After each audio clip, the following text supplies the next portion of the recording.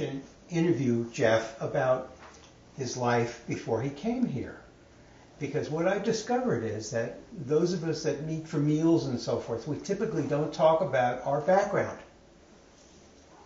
And I discovered one day after I'd been here for about 3 weeks, I'd been having meals with a retired judge. And I thought, wow. And it didn't show. He doesn't say judge across his...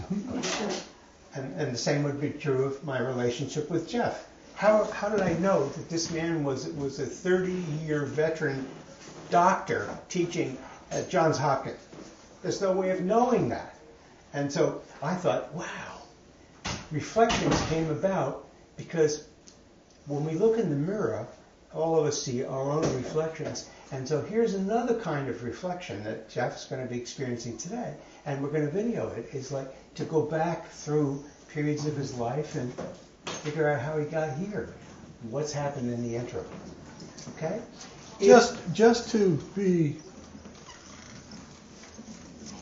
detail-oriented, actually 40 years, but who's counting? Okay. So if any of you have questions or things as we move along, just raise your hand, and we'll keep this open, and Jeff is the focus, but let's keep it that way. Okay? Any questions anybody has? Let's begin with your earlier life. Where did you grow up? I grew up in Syosset, Long Island. Uh-huh. Little town. Population was pretty low when I was born, and it grew up like crazy as I was growing up. Ah. Did you remember the first time you had the thought of being a doctor, when that went through your head? No, because in my youth, I was very clear that I was going to be a pianist. And so I didn't really think seriously about being a doctor until I was about 17 years old or 18.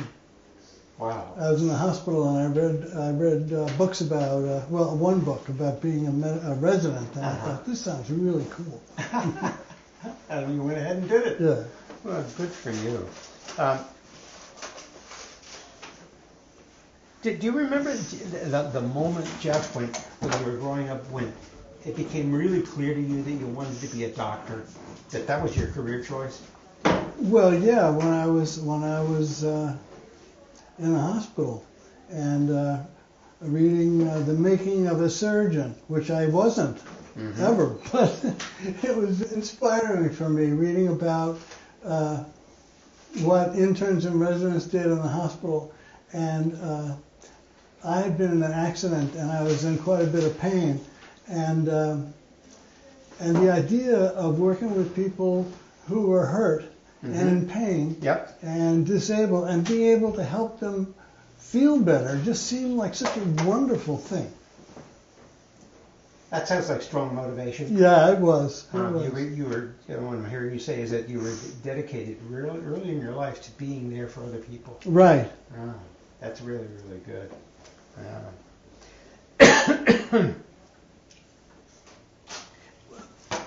What's your favorite thing about living at PineHill? My favorite thing about living at PineHill is my fellow residents at PineHill.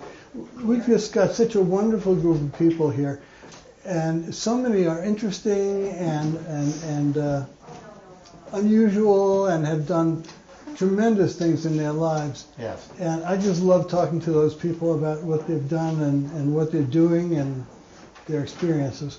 I certainly share that, Jeff. Absolutely, the people here are fantastic. On the dark side, what's your least favorite thing about PineHill?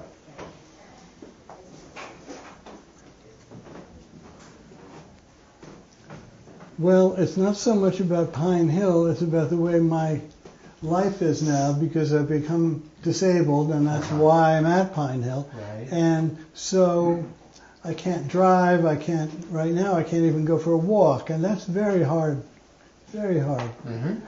But it's wonderful to be in an environment where, well, if I can't go out, I'm going to be okay to be in.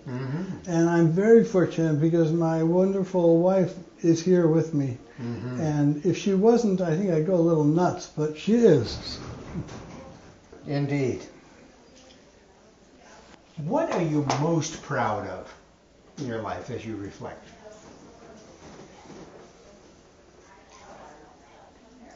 I guess what I'm most proud of everything is my family. My wife, my kids, now my grandkids, the relationships we have. But aside from my family, what I'm most proud of is what I've done in my work and my career, which I think has been unusual and really impactful in the world. Great.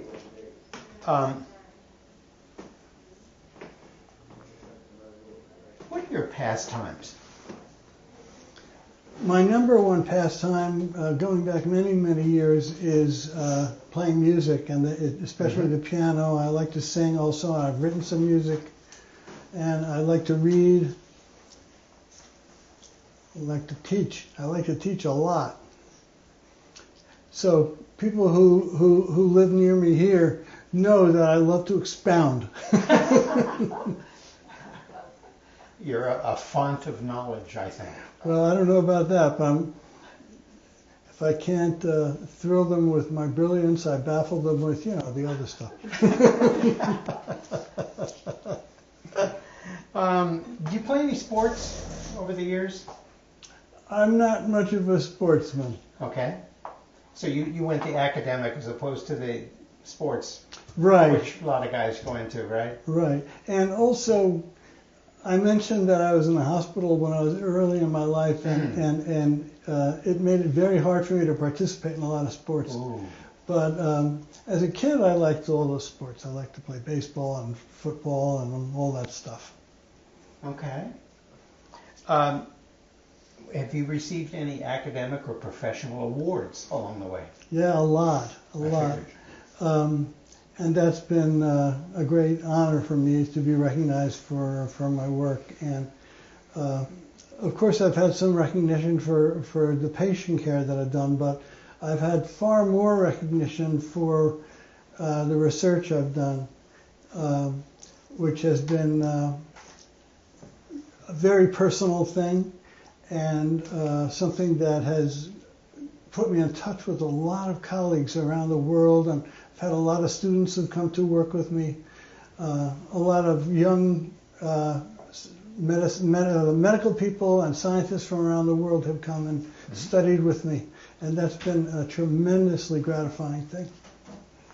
That's great, Jeff. I'm not surprised. I assumed that, given your stature, that you would have had lots of awards and recognition and so forth. And as far as recognition goes here, I recognize you as an outstanding person and somebody I've always enjoyed talking with. Yeah. My mentor, I was at Johns Hopkins University for 40 plus years, and I'm still emeritus faculty now. And my mentor in my department, there was a memorial service for him not long after he passed away, and his son said that his father did so many things, which he did, but that if anybody would ask him, what are you most proud of? What's the top honor? He would say, Professor, Johns Hopkins University. Uh-huh. And I really feel that way. It's just such an honor and a privilege to be part of a great institution like that and have so many wonderful colleagues. Well, thank you. I mean, I know very little about Johns Hopkins except that it's a very established, prestigious medical organization, right? Yeah. And so if anybody that either goes there, then it's got to be special. Yeah. So I appreciate that very much. Have you got anything you'd like to share that we haven't addressed? I think we have one question. Okay. Well, I would love to hear you talk about what your research was. Oh, sure. My clinical field was physical medicine and rehabilitation. And so a lot of what I did was rehabilitation of people with neurological disease or stroke or injuries. And very early I got interested in working with people who had trouble swallowing. It's very common. about half of people have a stroke, for example, have some trouble swallowing. Most of them get better, but at the beginning it's really rough, and you have to make sure that they don't get any complications along the way. And so very quickly after I started working in that area, I realized that we didn't have a lot of understanding of just a basic process of how do people actually swallow. And then if people have trouble swallowing, well, what's wrong that they have trouble swallowing? And so that just absorbed a lot of my energy for many years. And I answered a bunch of the basic questions I had at the beginning, but there's more. There's more that aren't answered. Yeah. Jeff, what's one thing that nobody knows about you? That's a dangerous one. Can I give you an example? Sure. The things that people don't know about me. I have sung on the stage at Carnegie Hall and Avery Fisher Hall at Lincoln Center. That's fantastic. Me and 300 of my closest friends. Right. I mentioned that I had a pastime in music, and what very few people know about me is that I started taking piano lessons when I was 5. Wow. And it was because I wanted to. Wow. I said, my friend around the corner takes piano lessons. I want to also. And I told my parents, and they got me a teacher. And I just loved it. And by the time I was 8, they said, well, this is an exceptional kid. And I had famous teachers and played recitals and all sorts of things from that point on. And when I was about 17, I went for a while to even younger, to the Juilliard School in New York, and had some famous teachers and just had an incredible experience. Well, thank you, Jeff.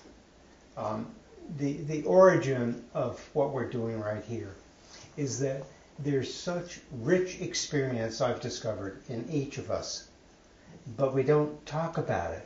We talk about the food and the other things that are on our mind more specifically. So I'm really grateful that you were able to come and share information about your life. You asked me, what do people not know about me? Yes. Well, people in my professional world, and of course my close friends back home, know this. But people here don't know this, and that is that I've done a tremendous amount of work with colleagues in Japan. It comes from my work with trouble swallowing, because there's a lot of people in Japan who've had strokes, and here heart disease is the main problem. But there it's high blood pressure and stroke, and a lot of those people have trouble swallowing. And so I was contacted by Japanese colleagues 30 years ago, and since that time I went there more than 20 times to teach and do research together, and more than 25 different young Japanese people came to study in my lab and to do collaborative projects, and it was one of the real thrills of my life. Oh, wow. Thank you, Jeff. I mean, just listening to you, my mind goes back into what it must have been like for you in those days, and how thrilling to be at early stages of medicine and watching things unfold for you. Right. Fantastic. Really, thank you.